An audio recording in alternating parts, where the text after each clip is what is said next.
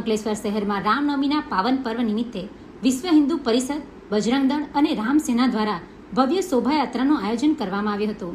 આ પ્રસંગે શહેરભરમાં ધાર્મિક ઉત્સાહ અને ભક્તિભાવનો માહોલ જોવા મળ્યો હતો।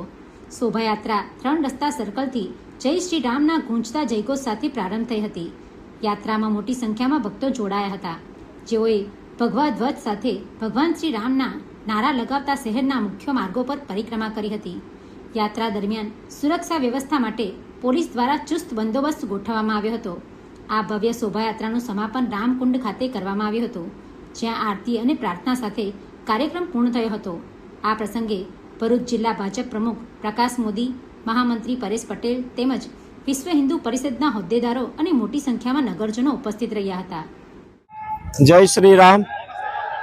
આજ રોજ દિનાંક 26/3/2026 રોજ આજે જે દિવસ છે એ પવિત્ર શ્રી રામનવમી આર્યવર્તે ભારત વર્ષમાં અયોધ્યા નગરી જ્યાં પ્રભુ શ્રી રામનો જન્મ થયો હતો એ જન્મ દિવસ એ શ્રી રામનવમીના નિમિત્તે આપણે દર વર્ષે ઉજવીએ છીએ, જેમાં વિશ્વ હિન્દુ પરિષદ દ્વારા જ્યારથી સ્થાપના થઈ ત્યારથી લઈ અને દર વર્ષે શ્રી રામનવમીના દિવસે ભવ્ય શોભાયાત્રાનું આયોજન કરવામાં આવતું હોય છે।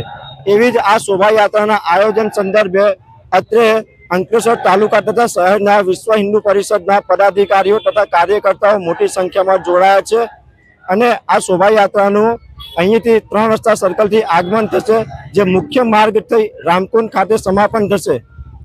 આજના આ દિવસે, પવિત્ર દિવસે સમસ્ત હિન્દુ સમાજને પ્રભુ શ્રી રામનવમીના જન્મદિવસની હાર્દિક શુભકામનાઓ, અનંત શુભકામનાઓ।